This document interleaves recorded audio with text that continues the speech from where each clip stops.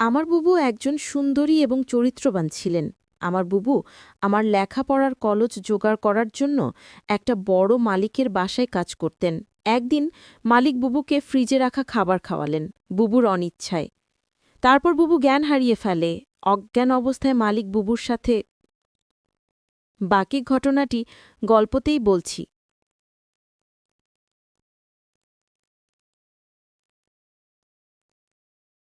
আমার বুবু যখন মিল হয়ে যায়, আমি তখন ক্লাস 9-এ পড়ি।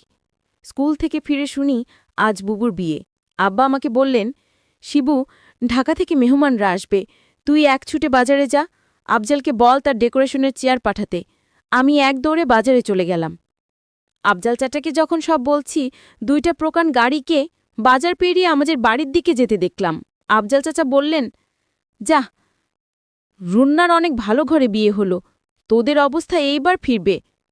বুগুর কি সত্যি ভালো বিয়ে হচ্ছে আমি জানি না। আমি শুধু জানি বুগু চলে যাচ্ছে আমাদের বাসা থেকে। তারপর কি হবে? কে আমাদের খাবার এনে দেবে? কে আমাকে চুপি চুপি তার মাটির ব্যাঙ ভেঙে আমাকে মেলায় যাওয়া টাকা দেবে?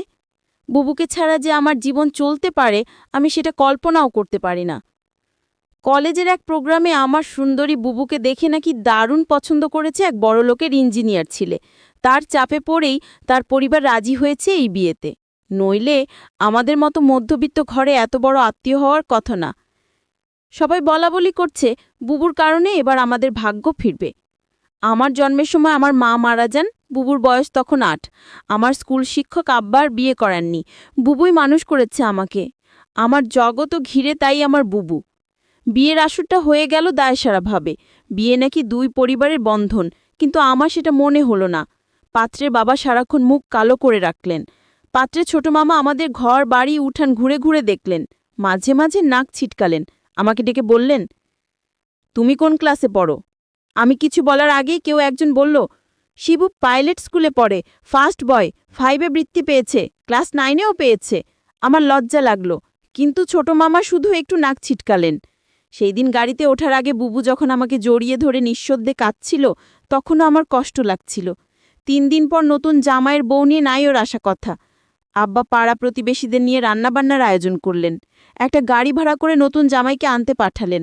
গাড়ি ফেরত এলো, নতুন জামাই আসতে পারবে না, তার কোনো জরুরি কাজ পড়ে গেছে, পরে সময় করে আসবে। বুবু আসলো আরও মাস দিনের পর। একটা সাদা রঙের গাড়ি থেকে বুবু নামু, আমি ছুটে গেলাম। আমি বুবুকে জড়িয়ে ধরতে গিয়েও থমকে গেলাম। গায়ে দামি ফিনফিনের শাড়ি, মুখে পার্লার থেকে করা মেকআপ, ব্ল্যাক করা বাঁকানো ভ্রু আর স্ট্রেট করা চুলে আমার বুবুকে কেন জানি হঠাৎ অচেনা লাগলো। আব্বা দৌড়ে এলেন, জামাই আসেনি? না আব্বা, সাইটের কাজে গেছে। বুবু আব্বাকে ধরে কিছুক্ষণ কাঁদল। আমি সারাদিন বুবুর আশেপাশে ঘুরঘুর করলাম, কিন্তু বুবুকে কেমন আনমো না দেখলাম।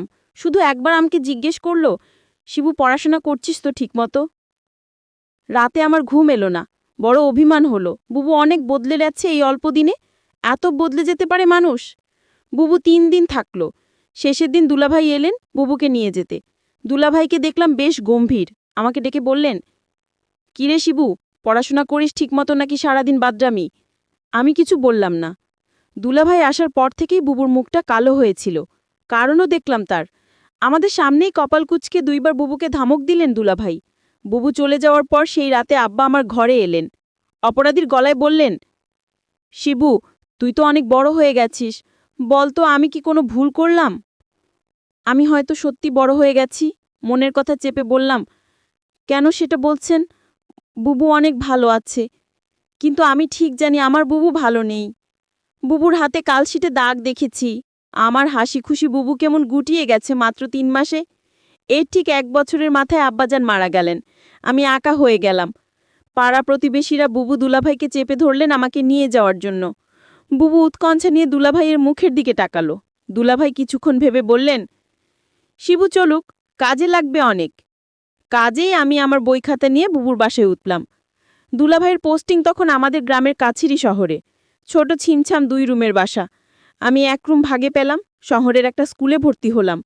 দুলাভাই চাকরির পাশাপাশি কন্ট্রাক্টরের ব্যবসা করতেন।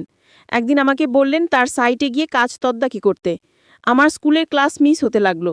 আমি বই খাতা নিয়ে সাইটে চলে যেতাম। সারাদিন কাজ শেষে বাসায় ফিরে খুব ক্লান্ত লাগতো। আমার রেজাল্ট খারাপ হতে শুরু হলো। বুবু একদিন ভয়ে ভয়ে দুলাভাইকে বলল, শিবু ভালো ছাত্র, ওর পড়াশোনায় ক্ষতি হচ্ছে না তো? দুলাভাই তেতে উঠলেন, গরিবের ছেলে, খেতে পেতে হবে, পড়াশোনা করে কি হবে? যতটুকু দরকার ততটুকু শিখলেই হবে। বুবু তাড়াতাড়ি বলে উঠলেন, ঠিকই তো শিবু, পড়াশোনা করে প্রতিষ্ঠা পেতে সময় লাগবে, তুই দুলাভাইয়ের সাথে কাজ শেখ, অনেক কাজে লাগবে। আমি বুবুর কথায় অবাক হয়ে গেলাম, এই বুবুই আমাকে তৈরি করেছে। সবসময় বলতো পড়াশোনা করে একদিন অনেক বড় হতে হবে, পড়াশোনা ছাড়া আমার কোনো কাজ নেই। আজ কত পরিবর্তন। আমি দুলাভাইয়ের সাইটে কাজ দেখতে লাগলাম। ক্লাস 9-এর একটা কিশোরের জন্য নিশ্চয়ই খুব সহজ কাজ না, কিন্তু আমি শিখতে লাগলাম, সাথে পড়াশোনাও করতাম সাইটে। সাইটের লোকজনের কাছেই খবর পেতাম দুলাভাইয়ের কর্মকাণ্ড নিয়ে। দুলাভাই আরও কয়েকজনের সাথে প্রেম করে বাড়ায়। আমি টের পাই, মাঝে মাঝে বুবুর চাপা কান্নার আওয়াজ পাই। সকালে কিছু কিছু দিন বুবুর হাতে নতুন কালশিটে দাগ। বুবু লুকাতে চেষ্টা করে। আমি বুঝেছি দুলাভাই বুবুকে অন্যায় অত্যাচার করে। আমার বুবু অনেক বদলে গেছে। আমার মনে হয় আমাকে নিয়ে বুবু ভারী অস্বস্তি বোধ করে। কেমন পালিয়ে বেড়ায়, দেখা হলে ঠিকমতো কথা বলে না। মাঝে মাঝে দুলাভাই বুবুকে পার্লার থেকে সাজিয়ে পার্টিতে নিয়ে যায়। আমার অবাক লাগে। তবুও এক একটা দিন যখন বাসে দুলাভাই থাকে না, হঠাৎ সেই পুরান দিনের মতো বুবু তেল নিয়ে এসে বলে, শিবু আয়, তোর মাথায় দিয়ে দি। আমার চোখে পানি আসে। আমি লুকাবার চেষ্টা করি। একদিন অনেক রাতে ফিরে দুলাভাই আমাকে ঘুম থেকে ডেকে তুললেন। আমি জেগে দেখি দুলাভাই প্রচণ্ড রেগে আছে। আমাকে বললেন, হারামজাদা, তোকে আমি সাইড দেখতে দিচ্ছি আর তুই সেখানে পড়াশোনা করিস? আমি চুপ করে দাঁড়িয়ে রইলাম। হঠাৎ করে দুলাভাই আমার চুলের মুঠি ধরলেন। বল, আজ সাইড থেকে 1 লাখ টাকা চুরি করেছে কে? নাকি তুই করেছিস? আমি অবাক হয়ে গেলাম। সাইটে টাকা পয়সা সংক্রান্ত কোনো কিছুর সাথেই আমি জড়িত না, আলাদা অ্যাকাউন্টস আছে। তবু বললাম, আমি কিছু জানি না দুলাভাই। তুই জানিস না? কেন জানিস না? তুই এর সাথে জড়িত শিওর। আমার খেয়ে আমার সাথেই দাতাবাজি। দাঁড়া। দুলাভাই তার বেল্ট দিয়ে আমাকে মারতে আরম্ভ করলেন। আমি সারা জীবনে কখনো মার খাইনি। পরিবারে আদরে মানুষ হয়েছি। স্কুলে ভালো ছাত্র হওয়ায় স্যারেরাও অত্যাধিক স্নেহ করতেন। আমি দেখলাম বুবু পাথরের মতো দাঁড়িয়ে আছে। দুলাভাই একসময় ক্ষান্ত হয়ে চলে গেলেন। আমি সারা রাত বিছানায় শুয়ে কোকালাম। চেষ্টা করলাম মুখ দিয়ে শব্দ না করতে। আব্বা মৃত্যুর আগে বলেছিলেন, শিবু, পুরুষ হয়ে গরিব ঘরে জন্মাইছিস, সামনে অনেক কষ্ট আসবে, শক্ত থাকবি, কখনো কাঁদবি না, পুরুষদের কাঁদতে নেই। পরদিন সকালে আমার ঘুমে শরীরের হালকা জ্বর নিয়ে উঠে দেখি বুবু বসে আছে আমার শিওরে। শিবু, উঠতে পারবি? আমি মাথা নাড়লাম, হ্যাঁ। তাহলে চল। তাকিয়ে দেখি বুবু একটা ব্যাগ গুছিয়ে রেখেছে। আমি বললাম, কোথায়? বাড়ি ফিরে যাব, চল। তুই আবার ভালো করে পড়াশোনা শুরু করবি, আমি দরকার হয়ে বাসায় কাজ করব, দুইজনের একটা ব্যবস্থা হয়ে যাবে। আমি অবাক হয়ে তাকিয়ে রইলাম। বুবু আমার জন্য তার স্বামীকে ডিভোর্স দিয়ে চলে এলো এবং সেই বাড়ি থেকে চিরদিনের জন্য চলে এলো। তারপর বাসা আমি আর বুবু থাকি। বুবু একটা বড়লোক বাসায় কাজ পেল। তাদের কাপড় ধোয়া, রান্না করা ইত্যাদি তাদের কাজ করতে হবে। মাস শেষে যে টাকাটা পাবো সেই টাকা দিয়ে আমার লেখাপড়ার খরচ আর পরিবার চলে যাবে। বুবু যে বাড়িতে কাজ করে সেই বাড়ির মালিক বুবুকে একদিন বলেছিল, তোমার যত টাকা দরকার আমি দিব, তুমি শুধু একটি কথা রাখো। বুবু বলল, আমি বাসায় কাজ করি, এটাই আমার চলে, অতিরিক্ত টাকার আমার দরকার নেই। বুবু বুঝতে পেরেছিল মালিকের চরিত্র ভালো না। তারপরও বুবু এই বাড়িতে কাজ করে যে টাকা পেত সেটা দিয়েই আমাদের মাস চলে যেত। মালিকের বাসায় সবাই একদিন কোথায় ঘুরতে গেল। শুধু মালিক বাড়িতে ছিল। মালিকের নাম আহসান আলী। বুবু বলল, আজ তো বাসায় কেউ নাই, তেমন কাজও নাই, তাহলে আজ আমি চলে যাই। মালিক তখন বলল, শোনো, অনেক কাজ পড়ে রয়েছে। কি কাজ পড়ে রয়েছে মালিক? মালিক বলল, বাসায় কেউ নাই, আমার দেখাশোনা কে করবে? আমি বলেছিলাম, ও তাই তো। মালিকের জন্য রান্না করলাম, ঘর পরিষ্কার করে মালিককে খাবার দিয়ে বললাম, রাত অনেক হয়েছে, আমার ছোট ভাইটা চিন্তা করছে, আমি এখন যাই। মালিক দমক দিয়ে বলল, এই মেয়ে, তুমি এই বাড়ির চাকরানি। মালিক যখন আদেশ করবে তখন তুমি এই বাড়ি থেকে যাবে, তার আগ পর্যন্ত এখান থেকে এক পাও লড়বে না। আমি তখন নিশ্চুপ হয়ে দাঁড়িয়ে রইলাম। আমার মুখ দিয়ে কোনো কথা বের হলো না। হঠাৎ মালিক বলল দরদ কণ্ঠে, মারে, আমার তো ছেলে মেয়ে আছে, তোর কষ্ট আমি বুঝি। তুই তোর মাকে হারালি, বাবাকে হারালি, নিজের স্বামীকে হারালি, এখন ভাইটাকে লেখাপড়া শিখিয়ে মানুষ করার জন্য তুই পরিশ্রম করছিস।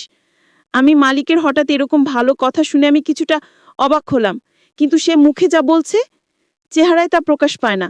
আমাকে বলল, আমার স্ত্রী ছেলে মেয়ে তারা 2 দিনের জন্য চলে গেছে। আমি বলেছিলাম, আপনি যাননি কেন? আমার ঘোরাফেরা তেমন একটা ভালো লাগে না, আমি এর আগে বহুবার ঘোরাফেরা করেছি, এখন আর ভালো লাগে না। তুই আমার মেয়ের মতো, ধর তোকে আমি কিছু টাকা দিলাম, তোর ভারিয়ের সামনে পরীক্ষা, ভালো মন্দ কিছু খাওয়াইস। আমি বলেছিলাম আমার টাকা লাগবে না। মালিক তখন আমায় জোর করে টাকাটা হাতে ধরিয়ে দিল। আমি না নিয়ে পারলাম না। মালিক আমার প্রতি হঠাৎ এমন দরদ দেখাচ্ছে কেন? যখন মালিকের ছেলেমেয়ে বাড়িতে ছিল তখন তো তিনি এরকম দরদ দেখাননি। আমি মালিকের এরকম ভালো ব্যবহার দেখে কিছুটা অবাক হলাম। এরকম কথা বলতে বলতে প্রায় রাত 11টা বেজে গেল। ওইদিকে আমার ভাই আমার জন্য চিন্তা করছিল। আমি মালিককে বলেছিলাম, এখন আমি যাই? সে তখন বলল, না, আজ তুমি যেতে পারবে না। এই বাড়ি তোমার পাহারা দিতে হবে। আমি বলেছিলাম, দেখুন সাহেব, আমার ডিউটি তো সকাল 6টা থেকে সন্ধ্যা 6টা পর্যন্ত। মালিক তখন আমাকে অবাক করে বলল, তাই বলে যদি আমার সমস্যা হলে তুমি দেখবে না?